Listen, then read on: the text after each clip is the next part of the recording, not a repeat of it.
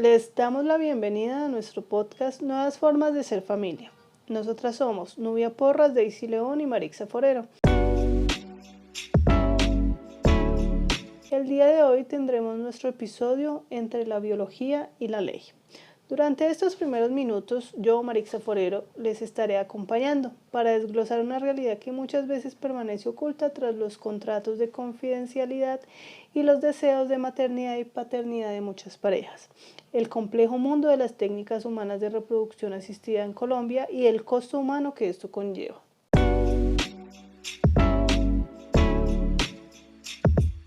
Y para entender dónde estamos parados, debemos saber que en Colombia existe un preocupante vacío legal. No hay una ley que regule los vientres de alquiler. Solo contamos con unos lineamientos de la Corte Constitucional del año 2009 que defienden y definen un modelo altruista.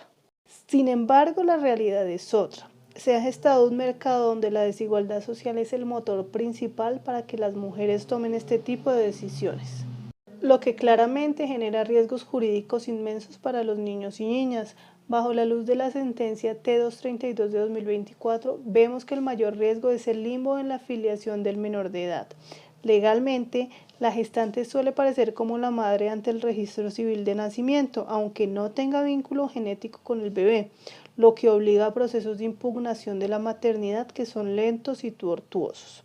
Y en muchos casos los jueces demoran estos trámites como una forma de presionar al Congreso para que finalmente legisle, dejando al menor de edad en una situación de vulnerabilidad jurídica respecto a su identidad y su seguridad para salir del país con sus padres de intención.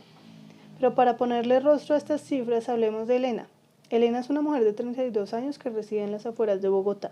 Su historia es el reflejo de la vulnerabilidad sistemática. Elena es una madre cabeza de familia que ha criado sola a sus 2 hijos durante los últimos 5 años. Su decisión de alquilar su vientre nació de la desesperación económica. Quería pagar la universidad de su hijo mayor, quien sueña con estudiar electrónica. Elena vive en un barrio popular, en una casa con mobiliario básico y cerca de su madre para recibir el apoyo familiar. Su vida está marcada por la presión. Incluso enfrentó amenazas de una expareja que está en prisión, lo que la obligó a mudarse y además ocultar su embarazo de la comunidad por miedo al estigma.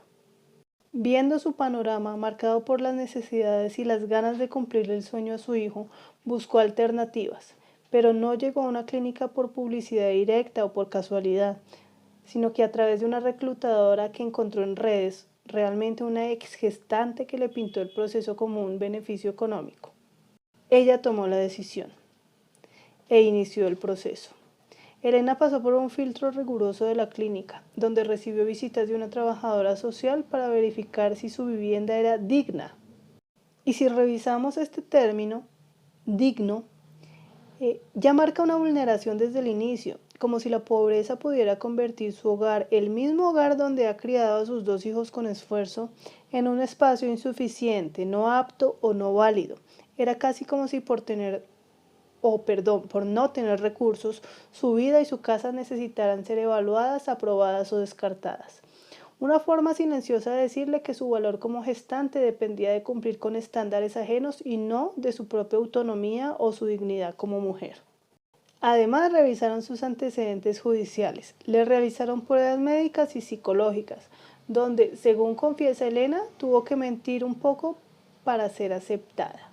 Finalmente, en una videollamada con los padres de intención, los cuales son de Israel, y la firma de un contrato que curiosamente no mencionaba a la clínica ni las cifras totales del dinero que iba a ganar para mantener esta apariencia de altruismo exigida por la corte, a Elena le prometieron que el dinero le cambiaría la vida. Pero, con palabras de ella, pronto entendió que no te secas las lágrimas con los billetes. Recibió 2.300.000 pesos mensuales y un pago final que sumado llegó a 55 millones de pesos, incluyendo bonos por buen comportamiento y por ser un embarazo gemelar. Esa compensación no se compara con el costo físico que asumió. Elena cuenta que tuvo que pasar por un tratamiento hormonal agresivo que le causó acné, caída del cabello, vómitos, hemorragias y finalmente una cesárea adelantada por conveniencia de terceros, considerada una forma de violencia obstétrica. Hoy carga con una cicatriz grande, estrías profundas y un mioma causado por las hormonas, del cual la clínica claramente no se hace responsable.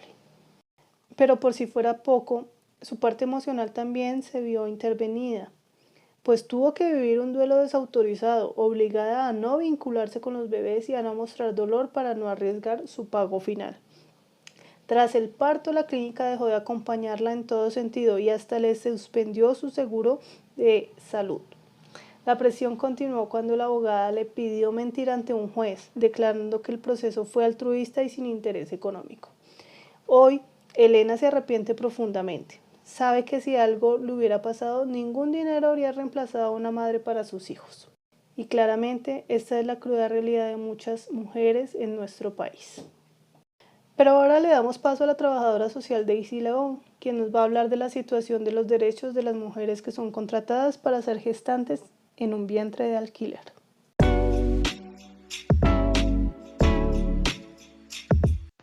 Muchas gracias, Maritza. Y bueno, para continuar, sí quiero abordar la situación de los derechos de las mujeres que son contratadas como gestantes por subrogación y al mismo tiempo acercarnos a la vivencia y experiencia que viven las mujeres que acceden durante estos procesos.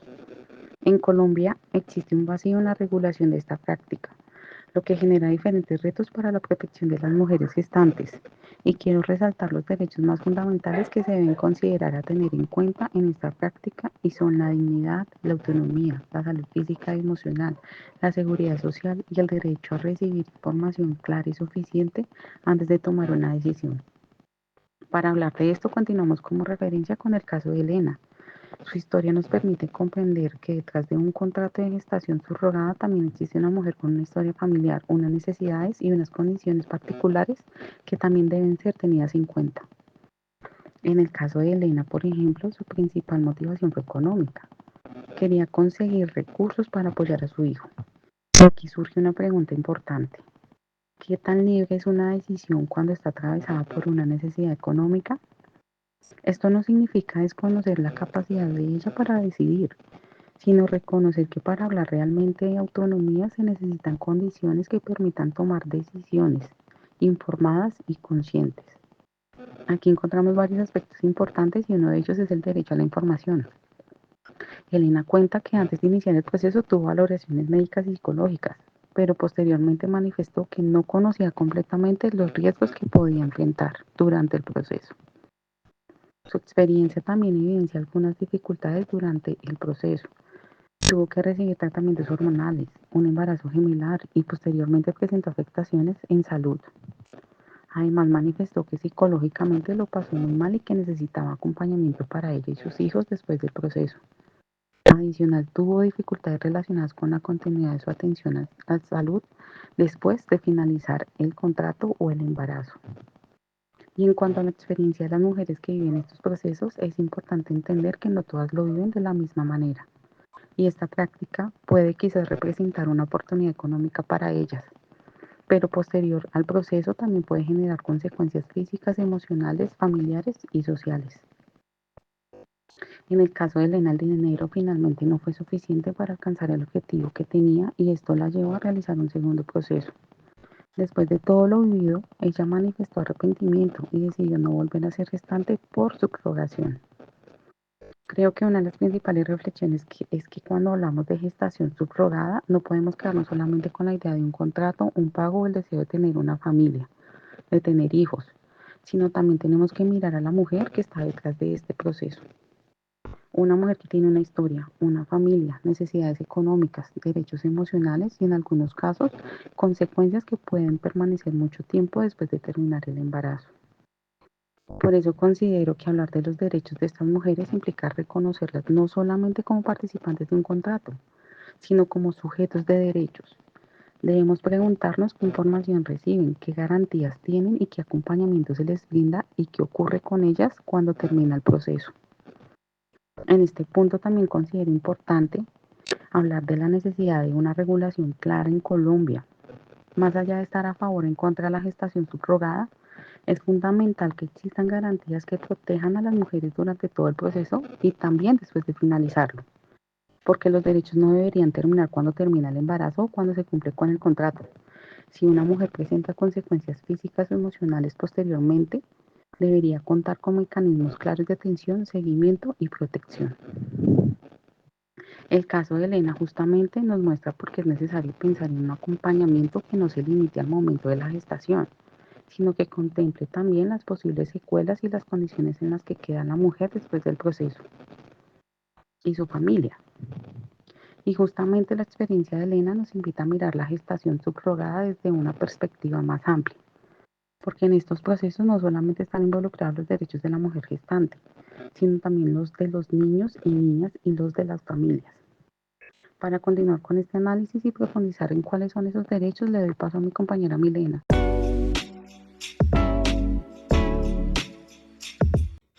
Muchas gracias, compañera Daisy. Así es. En el caso de Elena, los derechos más vulnerados son derecho a la salud y a la integridad física, provocado por una evidente negligencia médica y la ausencia de un consentimiento informado real. Elena fue sometida a un agresivo bombardeo hormonal sin recibir advertencias claras sobre los riesgos a largo plazo, lo que ocasionó hemorragias severas, dolores crónicos y la aparición de un mioma uterino. El desamparo se agravó cuando la fundación, violando lo pactado en el contrato, le canceló la cobertura médica, privada y pública, apenas un mes después del parto, negándose posteriormente a asumir el costo de la cirugía para extirparle el tumor derivado del propio tratamiento reproductivo. Asimismo, se evidencia una profunda transgresión de su dignidad humana, autonomía y al libre desarrollo de la personalidad, al instrumentalizar su capacidad reproductiva bajo una lógica de descarte comercial. El contrato restrictivo limitó severamente sus libertades individuales básicas, prohibiéndole tener relaciones íntimas, cambiar de domicilio o viajar fuera de Colombia, condicionando su sustento económico a un bono de buen comportamiento altamente fiscalizado. Esta pérdida de autonomía convirtió su cuerpo en un objeto de consumo para terceros, donde su valor e importancia para las agencias cesaron de forma abrupta en el instante en que los recién nacidos salieron de su útero, y de igual forma el sistema intermediario vulneró su derecho a la información, a la verdad y a la igualdad socioeconómica, aprovechándose de su situación de extrema vulnerabilidad. Al ser una madre soltera, con deudas, antecedentes de violencia intrafamiliar y la urgencia de pagar la universidad de su hijo, Elena fue inducida a aceptar un proceso de alto riesgo por una compensación económica desproporcionada frente a las ganancias de las clínicas. La opacidad del proceso culminó en el plano legal, donde fue presionada por los abogados de la clínica para mentir ante un juez de familia, simulando un acto altruista, obligándola además a permanecer en un limbo jurídico al figurar formalmente como madre de unos niños que ya residen en el extranjero. Estos derechos, derecho a la dignidad humana, derecho a la autonomía y al libre desarrollo de la personalidad, derecho a la salud y a la integridad física, y derecho a la igualdad y a la no discriminación, son los que más se vulneraron en este proceso. Desde la perspectiva de derechos para prevenir o restablecer estas vulnerabilidades en casos como el de Elena, considero que el Estado debe intervenir el mercado informal y sustituirlo por un sistema de control público. La prevención debe comenzar antes de cualquier procedimiento médico, mediante la creación de un organismo estatal de defensores médicos y psicológicos totalmente independientes de las clínicas de fertilidad. Esto con el fin de garantizar que la gestante recibe información clara y sin sesgos comerciales sobre los riesgos legales del tratamiento hormonal, además de prohibir de forma absoluta las cláusulas contractuales abusivas que limitan su libertad de movimiento, su intimidad o su autonomía corporal, bajo amenazas de penalizaciones económicas. En el ámbito financiero y logístico, la prevención requiere erradicar la opacidad de las agencias intermediarias, que se lucran desproporcionadamente a costa del riesgo de la mujer. El Estado debe obligar a que las clínicas de fertilidad y las fundaciones figuren de forma explícita en los contratos, transparentando cada transacción económica para evitar la explotación laboral encubierta. Asimismo, para asegurar la salud de la gestante a mediano y largo plazo, se debe exigir a los padres de intención el depósito previo de pólizas de salud y fondos de garantía en cuentas estatales administradas públicamente. Por otro lado, cuando las vulneraciones ya han ocurrido, las medidas de restablecimiento considero que deben enfocarse en la reparación integral, la salud y la seguridad jurídica de la afectada. Es urgente crear un fondo estatal de reparación financiado con multas y embargos a las clínicas negligentes, destinado a costear de por vida los tratamientos médicos y psicológicos de mujeres que, como Elena, sufren secuelas crónicas como miomas, hemorragias o traumas postoperatorios. El restablecimiento de derechos debe atacar la raíz del problema, la vulnerabilidad socioeconómica, que motiva a las mujeres a aceptar estos procesos de alto riesgo. El Estado debe priorizar a las gestantes afectadas y a sus familias en los programas públicos de vivienda digna, empleabilidad y asignación de becas de educación superior para sus hijos.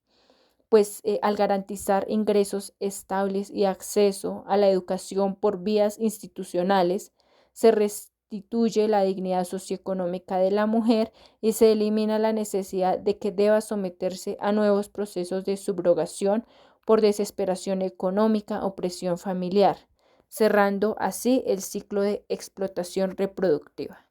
Gracias.